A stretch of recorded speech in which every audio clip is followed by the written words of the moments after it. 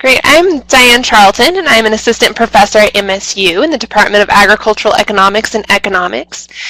And I'm going to speak about the farm labor market and specifically how producers can adjust to an era of fewer farm workers.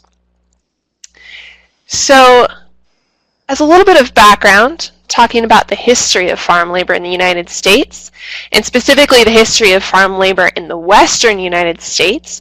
This is a history that has depended immensely on immigrant workers. So in 1869, with the completion of the Transcontinental Railroad, there were many Chinese railroad workers that were out of work, and they found work in U.S. fields, and really allowed the promotion of more labor-intensive agriculture in the western United States. In 1882, the United States passed the Chinese Exclusion Act, making it illegal for Chinese workers to come work in the United States. But agriculture continued to expand through the immigration of other immigrant groups, including the Japanese, the Filipinos, Armenians, Hindus, specifically immigrants coming from India, and Mexican immigrants. And the Mexican immigrants have had a place in U.S. agriculture for many decades. From 1942 to 1964, the United States and Mexico actually had an agricultural guest worker agreement called the Bracero Program, which allowed Mexican workers to come work seasonally on U.S. fields. In 1964, the Bracero program was terminated, in part because many were concerned that the Bracero program was keeping farm wages low and taking jobs from domestic workers. However, the immigration of Mexicans to U.S. agriculture didn't end with the Bracero program. Braceros were simply replaced by unauthorized workers. So during those decades of the Bracero program, Mexican workers came to the United States, they developed relationships with employers, and they formed these immigrant networks, which became very influential in subsequent years. And now approximately 50% of the hired farm workforce in the United States is unauthorized. So the United States, few domestic workers actually work in agriculture. The United States transitioned out of farm work in the mid-20th century. So if we go back to 1920, the U.S. was primarily an agricultural country. The U.S. farm population was 30.2% of the population, almost one-third. In 2015, however, 1.4% of U.S. employees were employed directly on farm. And simultaneously, the U.S. rural population is declining. The United States is becoming more urban. The annual non-metro population decreased by an average of 43,000 residents per year between 2011 and 2016. So throughout this period, as the United States has really depended on immigrant labor in agriculture, there's been this circular relationship between agricultural employment, immigration, and poverty in the United States. And this has really been the effect of having too many workers when this poverty can really just continue to increase. So Martin and Taylor in 2003 conducted a study where they found that an additional U.S. farm job led to an increase in immigration between 1970 and 1980 and between 1980 and 1990. At the same time, an additional immigrant increased the demand for farm workers over those same periods. So additional immigrants increased demand for farm workers, increased demand for farm workers, increased immigration. And what they additionally found was that an additional farm job and immigration both increased the incidence of poverty in rural America between 1980 and 1990. But the question today is whether this farm labor supply is getting tighter and whether this vicious cycle between farm labor employment and immigration and poverty is a phenomenon of the past. Because as that farm labor supply gets tighter, we don't expect that poverty to increase. In previous years, people from other countries with low incomes were migrating to the United States to work in agriculture. But the seasonality of the agricultural work and the low wages didn't allow those individuals, those immigrants, to rise out of poverty. So it simply increased the incidence of poverty in rural America. But that seems to be a phenomenon of the past. So what's happening today is that we're seeing that the farm labor availability in the United States is shrinking. There's a number of factors that we can observe that indicate that this is happening. One of the first factors is that fewer agricultural workers in the United States today are migrating. They're staying in one location rather than migrating from field to field. This makes it more difficult for producers to find workers in season because they're not moving from field to field. But it also suggests that this farm labor availability is becoming smaller. There's also increasing evidence of farm labor shortages between 2007 and 2011, where we see rising wages concurrent to increasing number of farm workers. And also we see that net Mexican-U.S. migration has been 0 or negative since 2010. So the majority of farm workers in the U.S. are Mexican-born, but fewer people are migrating from Mexico to the United States. More people, more Mexicans, are migrating back to Mexico from the United States, and so this net migration has been 0 or negative for the first time in decades. And finally, if we look at what's happening on the Mexican side of the border, we see that rural Mexicans are transitioning out of farm work just as the U.S. population did in the mid-20th century. And I'm going to talk about that in some more detail. So, a study that I did with some co-authors, we analyzed household survey data that was nationally representative of rural Mexico with work histories for every individual in the household from 1980 until 2010. So even if an individual migrated from Mexico to the United States, as long as one member of the household remained in Mexico, they were still included in the survey. And this analysis showed that Mexicans were transitioning out of farm work between 1980 and 2010. So this gives us a good indication of what's happening to the farm labor supply to the United States, since the majority of farm workers in the U.S. are born in Mexico. So we found that the farm labor supply from rural Mexico is decreasing by over 150,000 people each year. That's a decrease of 0.97% in the farm labor supply each year, and those are workers working either in Mexico or the United States. It's a decrease in the probability of working in agriculture. So we further find that the primary factors responsible for this downward trend in the farm labor supply include rising employment in industrial and service industries in Mexico. So the Mexican economy is expanding and changing. We also find that rising education in rural Mexico is responsible for this downward trend in the farm labor supply, and falling birth rates in rural Mexico. Rural Mexico used to have some of the highest birth rates in the world, and now the birth rates are very similar to the United States. So when I look at these factors, what's really striking to me is that rising education and falling birth rates aren't likely to reverse. Once children become more educated, their children become more educated. As families get smaller, they tend to stay small for generations to come.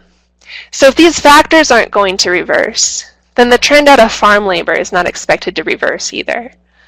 We also looked at the effects of increased border enforcement on the probability of working in agriculture from rural Mexico. We found that increased border enforcement actually increases the probability that individuals work in agriculture, but not necessarily in the United States. It might be keeping individuals that would prefer to move to the United States and work in the non-farm sector.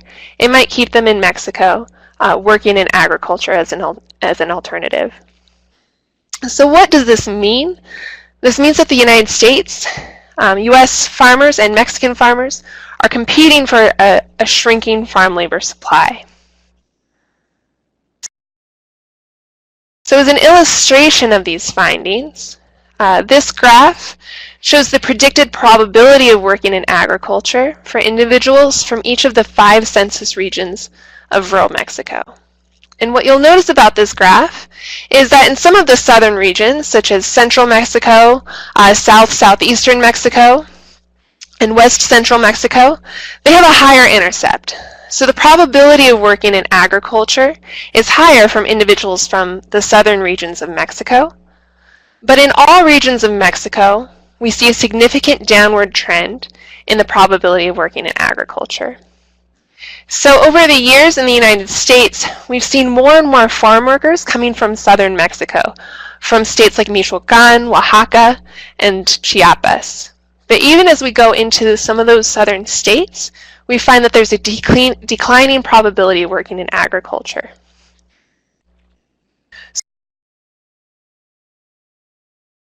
So what does this mean for the United States? Well, 68% of farm workers in the United States were born in Mexico. So trends that are occurring in Mexico are going to have dramatic impacts for the farm labor supply in the United States.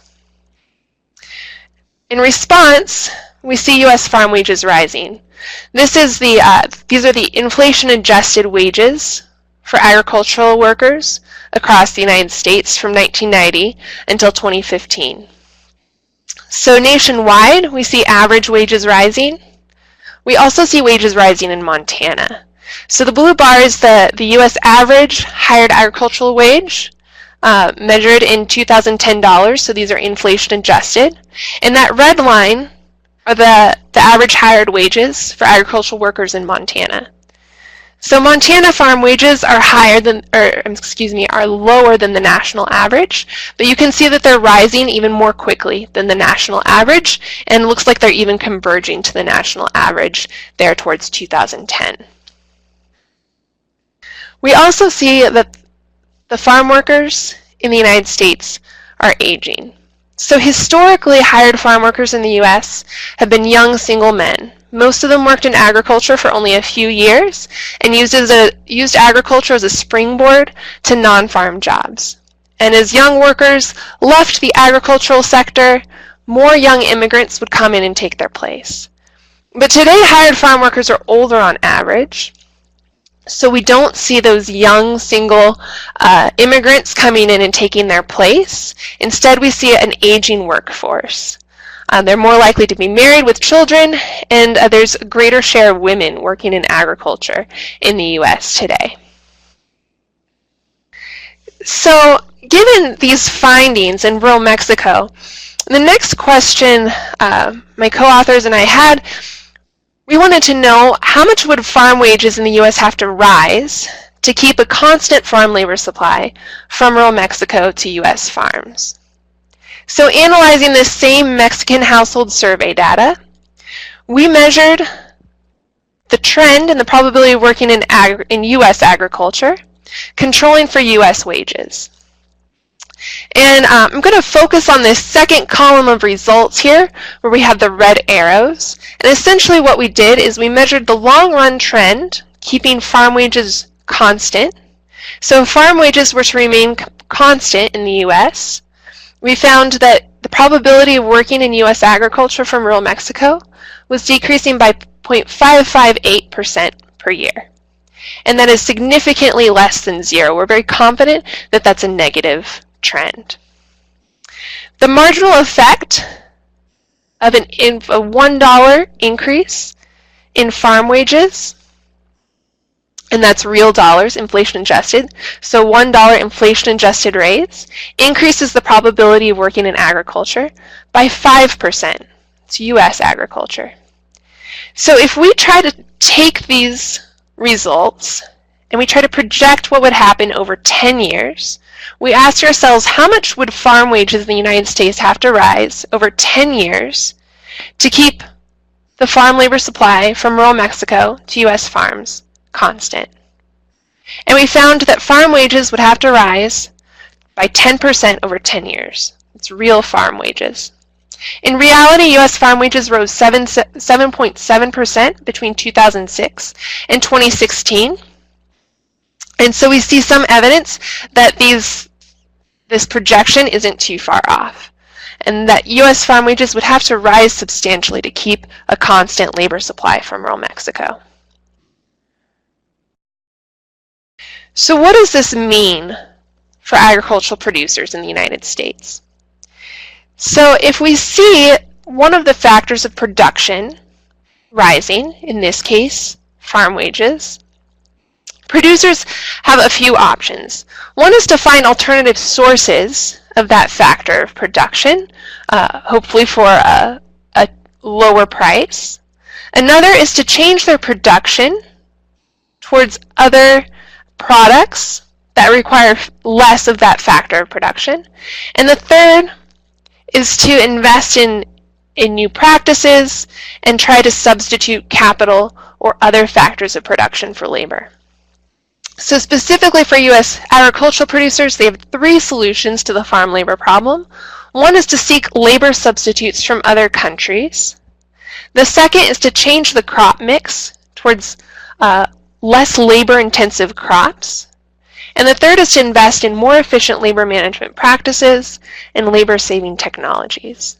And so I'm going to talk about each of these three potential solutions in turn and talk about some of the ways that U.S. producers are trying to seek out these solutions and the viability of these solutions in the long run. So looking at that first solution or alternative to seek out other sources of farm labor, the farm labor supply from other countries is limited.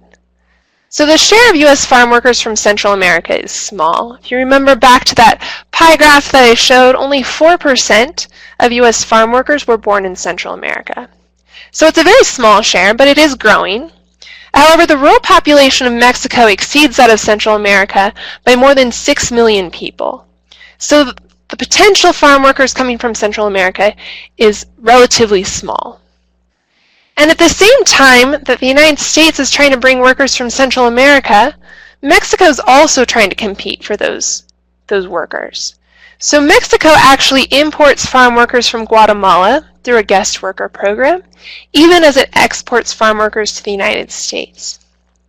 So there's a limited supply of potential farm workers in Central America, and if the United States tries to bring workers from Central America, they're still competing with Mexico and other Central American countries for this limited supply of workers.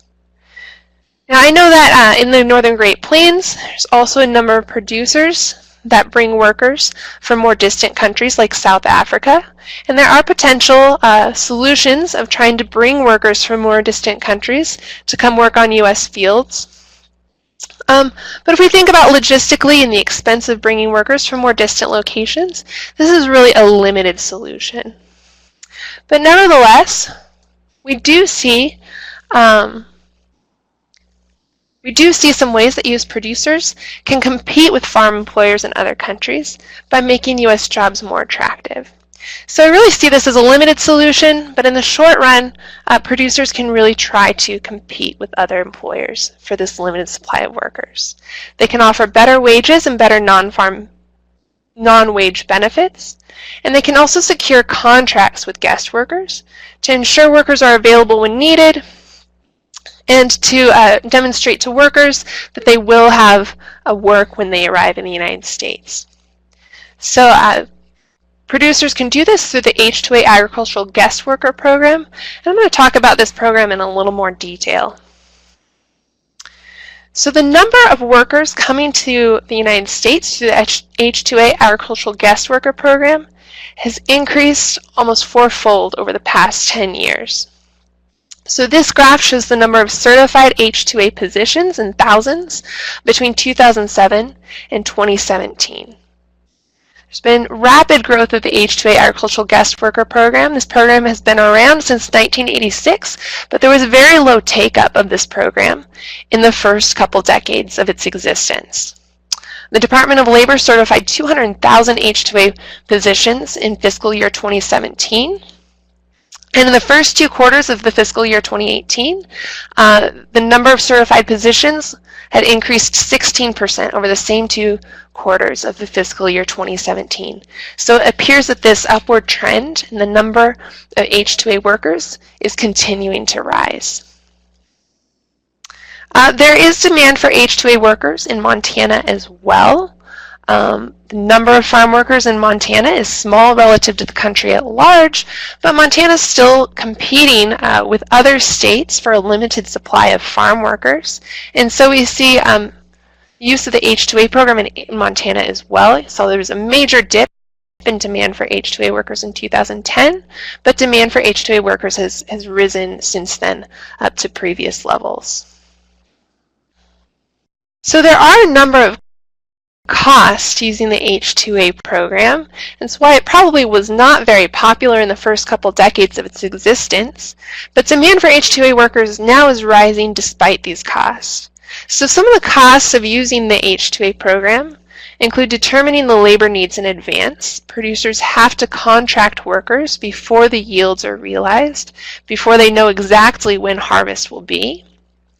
Producers have to guarantee a minimum hours of work for every H-2A worker that they bring to the United States. They have to provide housing for the workers, and they have to provide transportation to and from the sending country.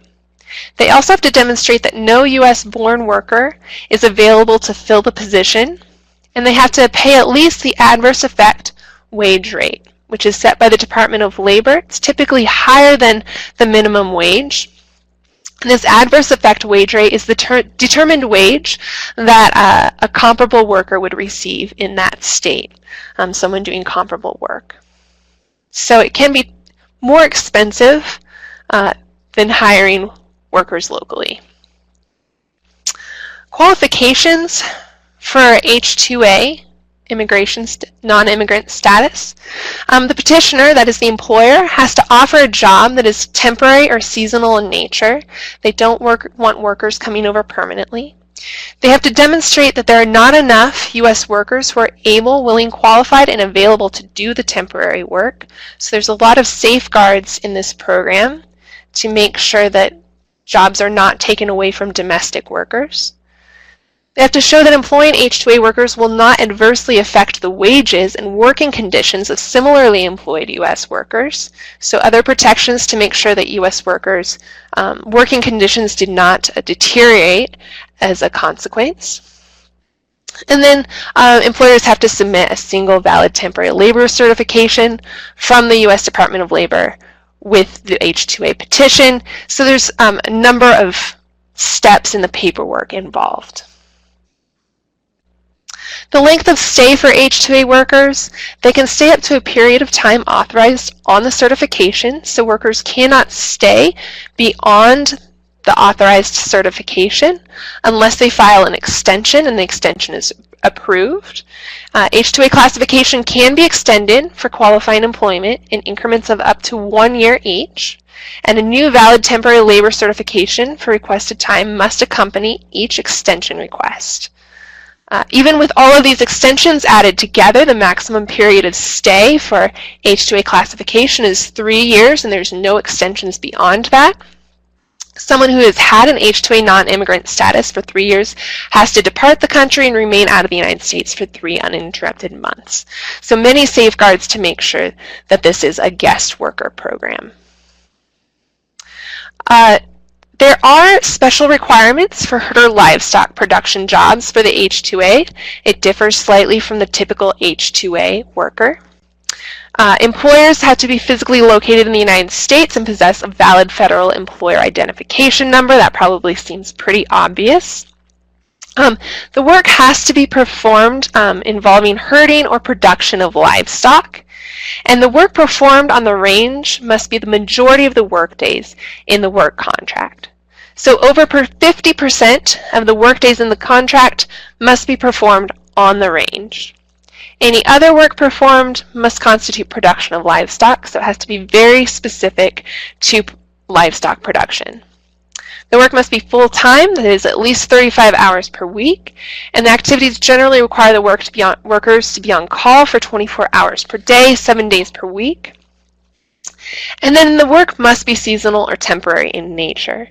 So there's different qualifications for different types of livestock production. So for sheep or goats, that's no more than 364 calendar days for the herding of sheep and goats. For cattle and other livestock, it's no more than 10 months. So very specific restrictions. Given that there are so many restrictions surrounding the H-2A contracts, filing can be complicated and potentially costly for the employers. So employers have to pay for the transport, they have to pay for housing, they have to pay the adverse effect wage rate, and as a consequence, take-up was very low in the initial years. This flow chart is produced by the Department of Labor. I'm not going to go through all of the steps, but just as a demonstration of how complicated this process can be, this is the flow chart for obtaining the necessary paperwork to file with the USCIS. So if you start at step 1, producer goes through all of these steps, and the congratulations, it says you are ready to file with USCIS. That's before the employer has even recruited an H-2A worker. So since this process can be very complicated and difficult to learn, a number of organizations have grown up in recent years to try to make this process easier for producers. So growers associations and H-2A consultants, which I'm going to call low-cost filers because they help producers through the filing process. These groups have come up and they inform growers of H-2A regulations. They help growers with compliance measures, teach them what the regulations are and how they can comply. They often file the legal paperwork on behalf of the employer. And they recruit workers. So they provide a network going into other countries where they can bring workers over. Some agencies, like the North Carolina Growers Association, is actually a joint employer, meaning that once an H-2A worker is brought over, since there is this joint employer, those workers can actually move from farm to farm as long as the other farms are joint employers with the association. And it really seems like these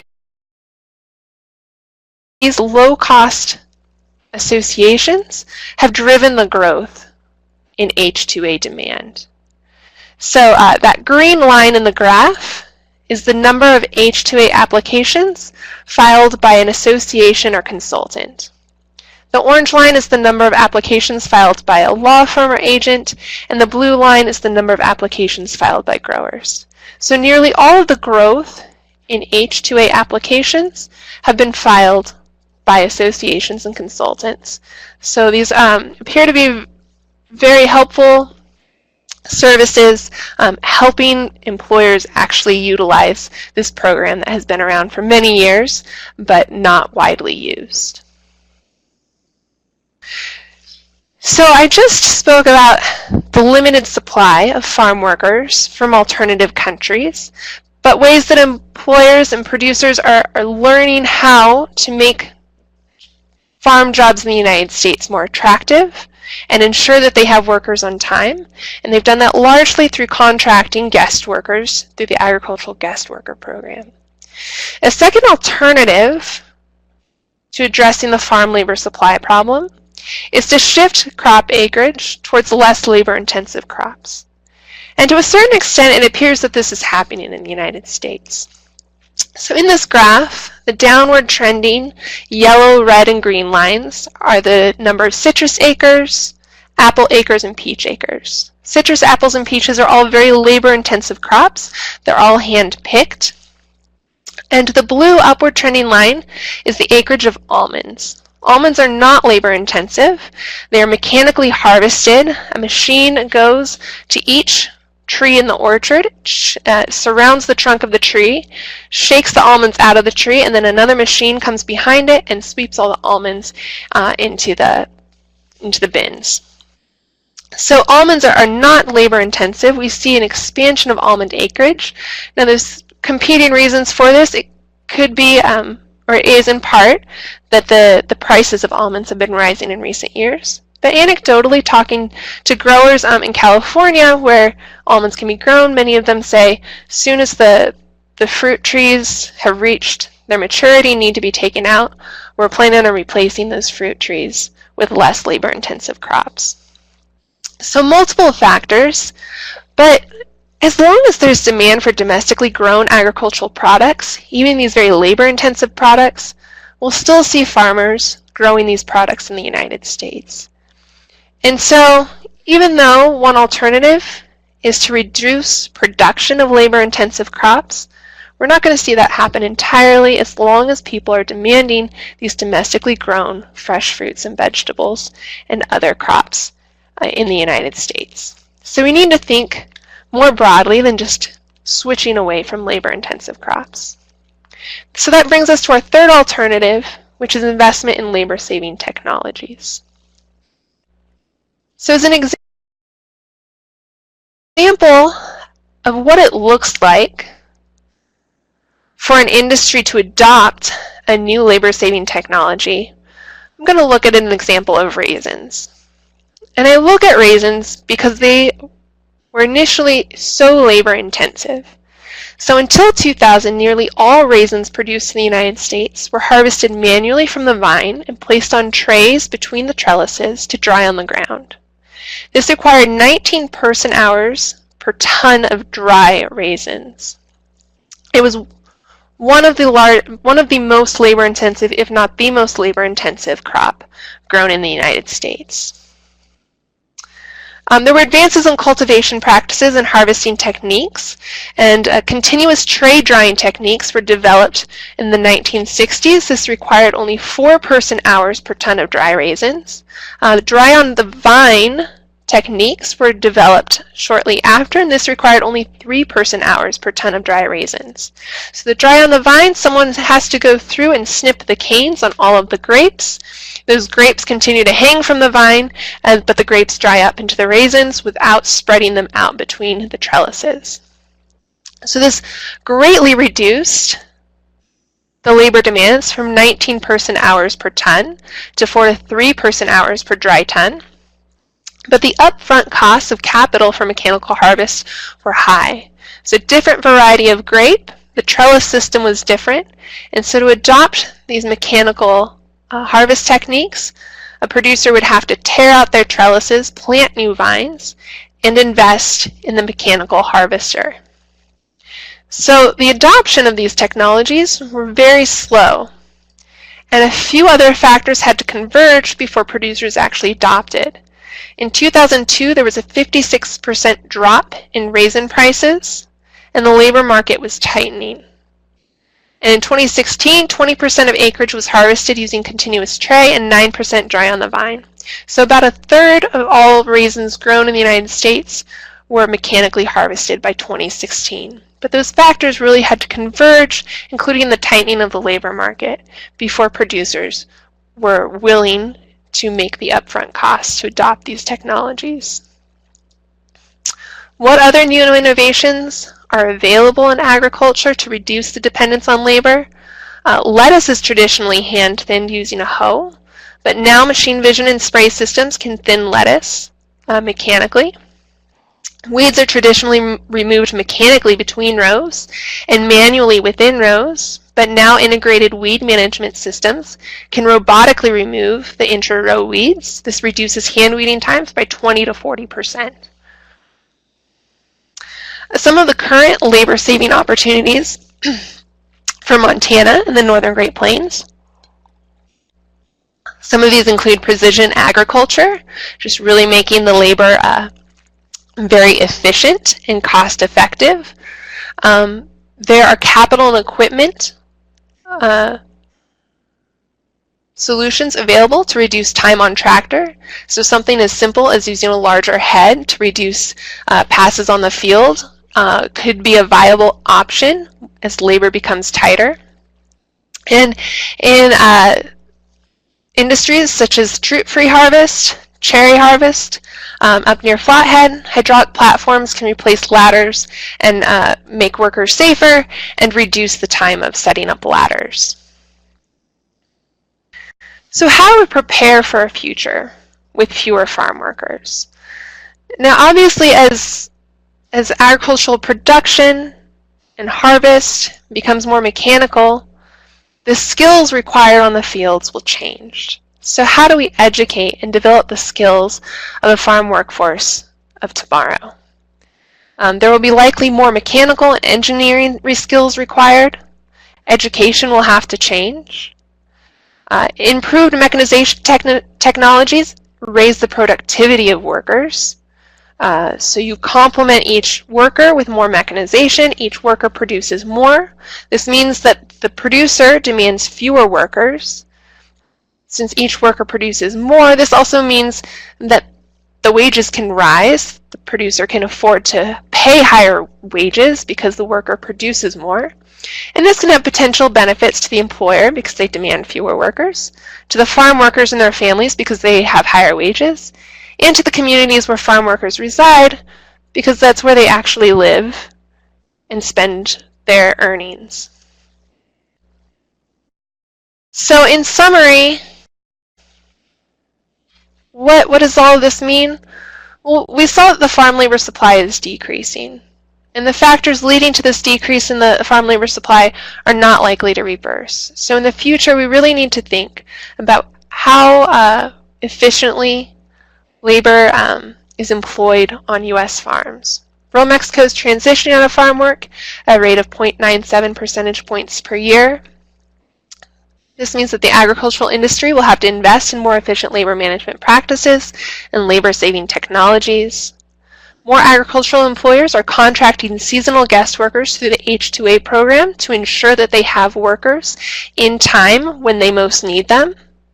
There are certain risks and also certain benefits associated with these contracts.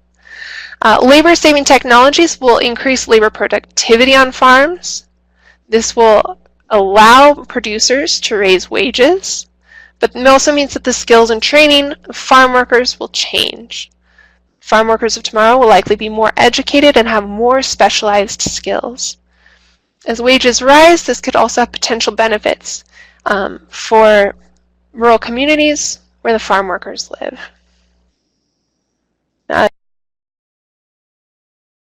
This is just a list of sources for further information on the farm labor supply in the United States.